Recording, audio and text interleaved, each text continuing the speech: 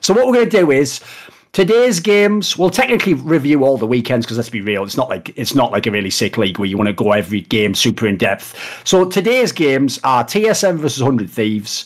Or 100 Thieves, because I'll point that out a million times. They did fuck up the marketing, but okay, that's not actually technically incorrect grammar. It's not even a sentence. Team Liquid, Dignitas, EG plays Immortals, Golden Guardians plays CLG, and FlyQuest plays Cloud9. So I have to say, not that many crazy hype ones for this one. Right, for today's games, obviously one of the ones we're going to highlight, actually I noticed when I asked Rich before, separately I asked him, like, what games do you want to highlight? What would you be interested in? Rich actually basically picked the same one I did, which is the opening game, 100 Thieves versus TSM. And it sounds like we're both going the same route. He might actually be doing it for real strategical reasons.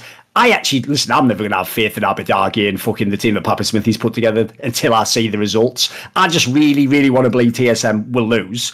And if we can now have a look, I will obviously put my money where my mouth. Well, I say put my money. Here's how this works. I'll be totally transparent. I don't give a fuck. What happens is, as part of my partnership with them, when they give me the money, they do give me the money that's on the site, but that's actually technically part of my money. Now, listen, let's be real. It's obviously a small amount. It's not a massive amount. But the point is, in theory, if I blow it all, like, it's gone and then, until the next month. And then secondly, since it's part of the money, I would also like to win. So it's not like I'm just throwing these away, just doing joke bets, because I actually think that would be like dishonest to like bet on things I don't think are going to happen on purpose, etc. Even if the odds are terrible. So I've like skin in the game of this. So that's right, TSM fans. I'm actually probably going to lose money right now if TSM wins. Do you actually have a reason to laugh, to rejoice, to pretend like, in the same way as you pretend like you got 210 million over 10 years, maybe just pretend like you got the money that I lost, even though it's not even going to TSM. So if we can pull up the site now, I should be on the DJ Sports site.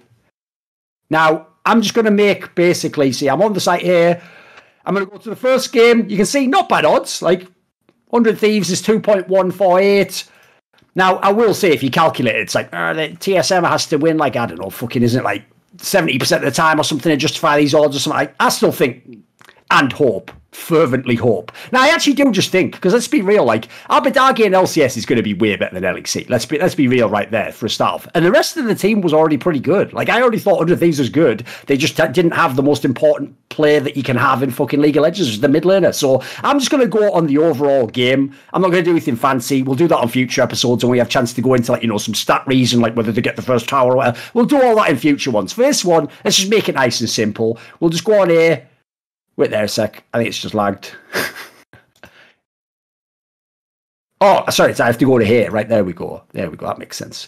So what I'm going to do is I'm going to do 500, whatever that's worth, of this token. Remember, it is cryptocurrency. Like, technically, no one knows what any of this shit's worth. Like, you have to fucking look it up. And you all do that as well. Even the ones who are just like, cryptocurrency is the future. Mine is worth this much fiat. Like, well, that sort of invalidates the whole premise of what you were just saying. You really, like, one Bitcoin should just be one Bitcoin. You daft fucking can't, like, think it through. Like, you literally are completely hooked into the fiat system. You haven't thought it through, have you? Now, I'm not saying I'm not, by the way. I'm not one of those people who thinks that crypto is like the end of Matrix 1. It's like, I know you're afraid. I'm going to show these people a world without you, without rules and restrictions. Like, I'm not like that, right? I'm just someone who thinks that it's just another thing that fucking morons spend money on. And you know what? If there's one thing I learned in this business, it annoys me in conversations because there's no skin in the game, there's no money to be made. But I tell you what, when it comes to business, I want to be where morons are at. That's where I know I can make money. That's where I can be listen, here's the thing, Monty. I don't have the best eyesight ever, mate, but the land of the blind, I could be the fucking king. That's all you need to know. I've taken that wisdom too far. So yeah, anyway, I bet there. That's right, fans. If 100 Thieves lose, laugh, because obviously I've just lost my money because TSM won, but whatever. You've all lost your dignity for watching TSM win a game. So we'll start with this game, actually. This is the one that also, Rich, you were saying you thought, like, cheeky upset of 100 Thieves. You are implying, though, like, on paper, it should be TSM winning, right? Yeah, so, and I guess in terms of, like, my personal sort of betting or, like, wagering philosophy as well, I'm never someone who's going to bet or find it interesting to have a conversation where I'm like, hey, guess what, buddy? I reckon the favorite here is going to win, right? Like, I'll usually only bet on something where I think there's an interesting angle where the underdog can win. And for me, the line was such, I'm always looking to sort of find odds which I think are closer than what the bookie thinks, right? That's like basically the fundamentals of finding a good pick. So here, yes, I think TSM are favorites, but I do think there's like fairly slight favorites. And the main reason behind that is I just trust 100 Thieves top side a lot more than I trust TSM's top side. And I think what you're going to start seeing more and more, we already started seeing it last split to a certain extent, but the emphasis on Herald and like trading away early Drakes for emphasis of playing around top side and Herald in these niche situations, I just think that 100 Thieves are set up for it much better than TSM are. And in terms of, you know, better bot wins, blah, blah, blah, I don't actually feel that, even though obviously like who he's, you know, a novice compared to Sword Art in terms of their respective histories or whatever, watching the first few games, I didn't feel like Sword Art was really playing in a way that I expect him to exploit who his weakness is. I think if you watch the first few games that 100 Thieves played last week, he did actually fairly okay in the 2v2, but I felt like his timings on when to roam and when to join the jungler and stuff, you could tell this guy was like new to support in individual instances, or that it wasn't his primary role or whatever. But kind of disturbingly, I don't actually see enough in Sword Art over the same amount of time to think that he's necessarily going to max capitalize on that. So that's kind of where my balance is. Obviously, you know, you could go position by position or whatever. My sort of overarching point is I trust 100 Thieves topside more. I think the other positions are more of a wash. I mean, Agbadagi's probably just going to play fucking Karma again for the 4th game in a row. Like, I don't see a huge advantage going there. So, yeah, as I said, I could argue, you know, for TSM for this game as well, but that's just kind of my thinking when it comes to this pick. I think 100 Thieves should easily be in contention for a world slot with the Agbadagi upgrade. I think that people do not realize how much of an upgrade it was. It's absolutely insane, and the rest of the team was fine. And I had a conversation with Papa Smithy at the end of their playoff run last time, which he didn't really appreciate, because I laughed and said, "Papa, I've never seen a team be ahead 4 games straight and lose 1-3. Yes, it was impressive. We were leading some of the games, dude. We lost them. I know it was mental, wasn't it? No, they were leading. They had advantages at all. Even games. in the draft, they were winning as well. Did everything. Everything should have been theirs. Yeah, it's almost like they conclusively, like scientifically proved that you didn't have a team that was good enough to be top 3. That's all we saw from the series, isn't it? Yeah. So, you know, from talking to him, like it's pretty clear that this upgrade is going to be massively impactful for them. And I think that given Cloud9's current form and given Liquid's current form, there is, I think, a possibility that they actually win LCS. I don't think it's a good shot, but I think it's better than it was prior to kind of seeing C9's current form. But a lot of that is just not practice on this patch too for C9. So I don't want to, you know, kind of overwrite the lack of preparation that they had coming into this event, and I think that they are going to get better as the LCS persists. But I also think that in general, the Reapered change is very positive for them. I think people don't talk about how robust their coaching staff is overall. Is like an assistant coach over there and is very knowledgeable about the game. So I think they're set up for success this season, and I don't think that losing to Immortals is necessarily terrible, because my prediction is that we'll see kind of Immortals take the spot of Dignitas in summer. I think Dignitas will fall. I think Immortals will rise. And so for me, I think that this is potentially an advantage for 100 Thieves going into this match. I mean, TSM,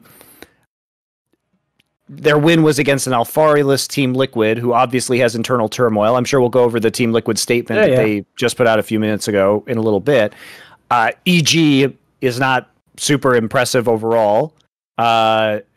Especially they kind of lost that insane game. I think it was the FlyQuest game that was so crazy last week. Had the wild ending to it. So, you know, and the other thing is, it's very hard, like we talked about with the format, the variance of 3 best of ones creates a lot of upsets. And then also the fact that no one really knows how to play on this patch yet. And this patch has introduced a lot of strange meta shifts into the jungle and into mid lane, like the melee mid laners, and Viego being active is very sudden as well. Because the teams didn't even know, even 3 days before LCS started, whether Viego was enabled. So yeah, you could, like, because Viego has a lot of bugs, Riot was unable to give them a clear answer.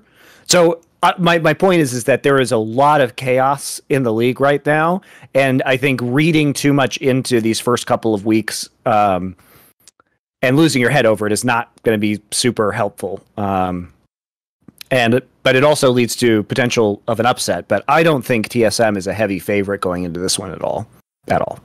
Yeah, I will say, by the way, just in general in best of ones, like in League of Legends, sure, it is a crazy game. Like, you have had some mad things happen in history, like ANX beats Rocks Tigers in a best of one or whatever. Like, the problem I've always thought with best of one in League of Legends, this is why I think it's a game that demands best of three, is in Counter-Strike, it's actually fairly consistent that the better team will still win the best of one that would win the best of three. They just don't have the safety net. But I've always thought of best of one in League of Legends as like when you go all in no limit hold'em poker, heads up. Even if you have literally the best hand, aces, and he has a 7-2, you're not more than something, I don't know, I think it's something, I don't know, fucking like 8-1 underdog or something mad like that. As in, like, 1 in 8 or 1 in 9 times or something, like the fucking 7-2 offsuit wins against the best pot. So to me, that's kind of like what it's like. The only way basically I ever think that a game's like super one is you have to be way better than them in terms of players, and you have to just crush the draft. Like, you have to get something that like hard counters everything they do. Like, they can't get to anything. And by the way, this is the LCS. And if you know anything about the LCS,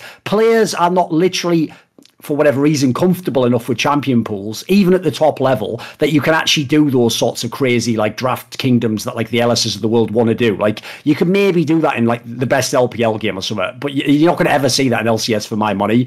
And I will say that's even an interesting dynamic that Monty brings up of Reapered, because here's the thing about Reapered that is really, really bizarre to me, is he actually almost reminds me of the coach Andy Reid from the NFL, because he's amazing at always getting like a contender team close. That he seems to run everything really, really well. Like, if it's a regular season game, I think he'll draft awesome. He'll come up with unique things. His problem is essentially in the same way as Andy Reid could never get over the hump until he got to this Chiefs team, and he would always just lose in the conference finals, like just by the smallest margin, and like, oh, so close. Like, Reapered in playoffs is where you have to worry. That's where he tries, like, because essentially every game 5 draft, I just know in his brain, it's like, this is the movie scene. This is where I make my play, and that is, by the way, that's effectively been the theme of his whole career, that he wants to be the guy who makes the decision and influences this. So I get why he's doing it. And by the way, if you ever do it, like sadly the last one wasn't on LAN last year, it's cool. It's a cool story that you were the mastermind, like the anime fucking protagonist who's doing all this shit. The problem is, a lot of the times in League of Legends, I'll give the analogy to the NFL. A lot of the times it isn't about some genius player. It's about hit like the fucking open man with like an 8-yard pass, and then he runs over the line. And everyone goes, "You're the best ever, Tom Brady." Oh, did I do it? Oh shit, did I say the name? Oh fuck, I should have just kept it fucking vague or whatever. Listen, you have to understand, Tom Brady's my TSM, so whatever, I don't give a fuck. Want to see more cool, funny, interesting clips based on topics from my content? Well, subscribe to this channel then, or be a pleb and don't.